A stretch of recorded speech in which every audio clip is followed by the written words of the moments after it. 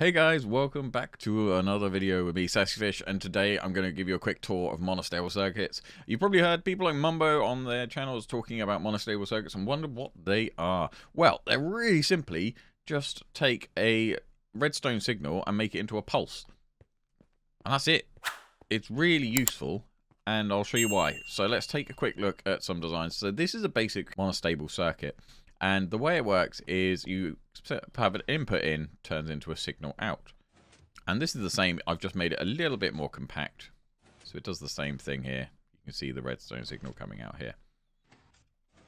And that's basically it. And the reason it's really useful is because if we stick a sticky piston on here with a block on it and do the same thing, it fires the block out but doesn't pull it back due to the nature of the mechanics of a sticky piston, which can be really helpful in loads of situations. So that's generally what we use them for. When you do it again, it will bring the block back in. And these work exactly the same way, but if you wanted to do it on this one, you just put your sticky piston here.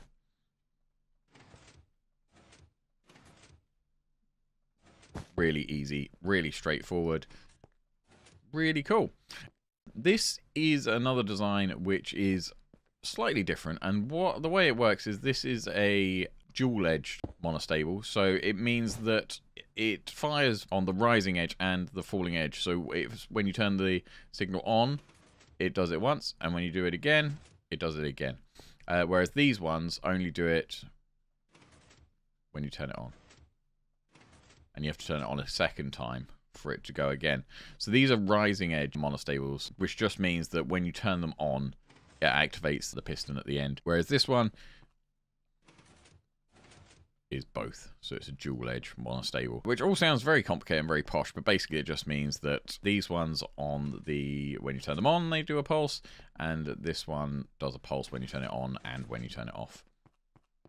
Easy as that. And these are falling edge monostables. To make a falling edge monostable, all you're going to do is add an extra block with a redstone torch on it. So you can see this is powered on at the moment, which is basically because if you turn it off, that's when it sends the pulse. So you can see the pulse is when it goes off.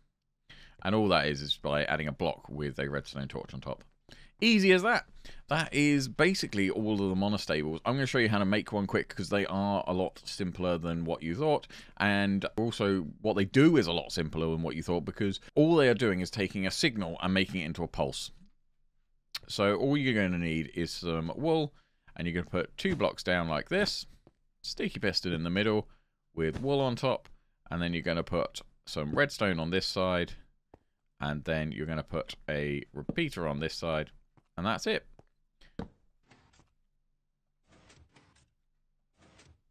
It's as easy as that. This has got to be the easiest simple redstone video I've done, I think. I wanted to keep it brief. I wanted to keep it simple. That is how they work. I'm going to show you how to make the dual edge one as well, because that's really straightforward. And if you want to make this one all in a line, you can, and I'll show you how to do that. I wanted to be able to see it. But basically, what you're going to do is put down your block here, and then we're going to put your lever on the back of it here. And then what we're going to do is put a sticky piston on here, and then we're going to put down our observer 1 block away, facing with it's looking into it. So the arrows on mine point towards where the signal is going to go, and then we're going to put our sticky piston here with our block on the top. And then when this is activated, it pushes the block up, and when it's deactivated, it brings the block down, which can be really useful, and you will see it all the time in redstone circuits. You will see Mumbo talk about them casually. He'll be like, I'm just going to put a monostable circuit here, and other YouTubers will also just mention casually that they're using a monostable circuit, but this is all they mean, and they are really useful for everything in Minecraft, everything redstone. So it's nothing to be scared of. Don't worry about it. All it means is they're taking a redstone signal and turning it into a pulse, and it's really useful with sticky pistons, as I say, because it leaves those blocks in the air like that, which is what we want a lot of the time. So that's it. That's monostable circuits. It's really not as hard as you thought, is it?